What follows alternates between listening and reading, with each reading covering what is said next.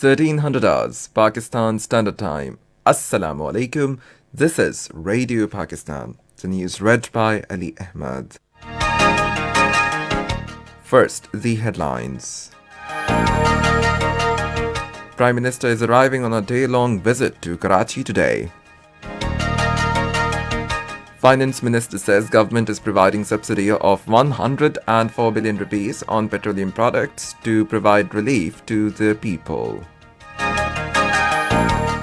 At the United Nations, Pakistan has again highlighted the plight of Kashmiri women, urging the world body not to overlook their desperate situation. United Nations has called for safe aid delivery to combat zones in Ukraine. And now the news in detail. Prime Minister Imran Khan has left Islamabad on a day-long visit to Karachi. He will visit MQM Pakistan's head office at Bahadurabad to hold a meeting with leadership of Allied Party. Later, the Prime Minister will also hold meetings with the PTI's members of Sindh Assembly and party's provincial and divisional level leadership. Punjab Chief Minister Sardar Usman Buzdar says Prime Minister Imran Khan will emerge successful from no confidence motion as the opposition does not have complete numbers. In a statement today, he said opposition ranks have no unity against Prime Minister Imran Khan and its politics revolves around its personal interests.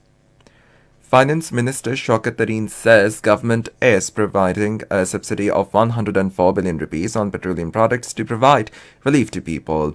Addressing a news conference in Islamabad today, he said, given soaring prices of petroleum products at international market, we have reduced petroleum levy and brought to zero sales tax. Shaukat Tareen said those using 700 units of electricity per month will be provided with subsidy of 5 rupees per unit for next 4 months. Finance Minister said negotiations were held with IMF over this relief package announced by Prime Minister, and the IMF should not have objections on the package as we are meeting it with our own resources. Shaukat Tareen said tax exemptions have also been given to the IT sector in order to significantly bolster its exports. He said we have fixed a target 100% growth in this sector during the next year. Shaukat Tareen said our trade deficit has also come down.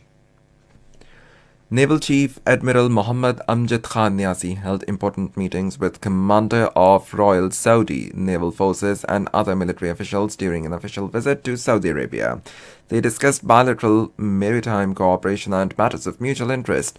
The Saudi officials commended Pakistan Navy's efforts for maritime peace and security.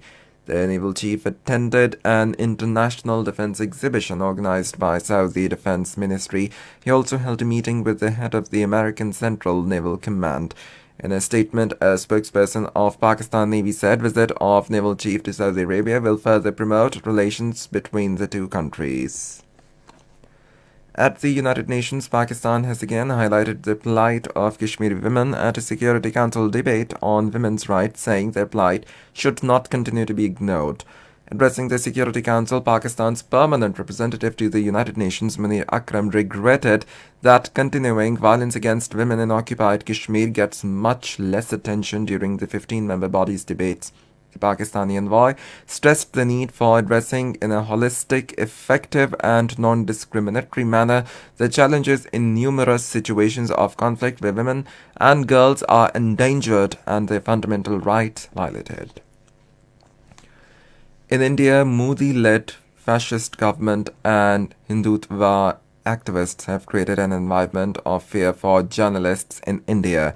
According to a fresh report released by Kashmir Media Service today, suppression of free press has become a feature of RSS-backed Modi regime, and threats to journalists have intensified in India since Modi became Prime Minister in 2014. It pointed out that independent journalists are not only facing attacks by Hindutva goons, but also being booked under draconian laws across the country. The report further said that according to international media watchdog Reporters Without Borders, 4 journalists were killed in 2021, making India the third most deadly country. It said the world must hold Modi regime accountable for suppression of free press in India, saying that assault on journalism in India is a wake-up call for global media organizations. United Nations has called for safe aid delivery to Ukraine combat zones. Addressing an emergency meeting, the UN Emergency Relief Coordinator Martin Griffiths said civilians in different cities of Ukraine desperately need aid, especially life-saving medical supplies. He urged all sides to ensure that the general population and civilian homes and infrastructure are safeguarded in Ukraine. And that is the end of the news. For more news and analysis, log on to our website radio.gov.pk and also watch live video streaming of our bulletins on the link facebook.com/Radio Pakistan News Official.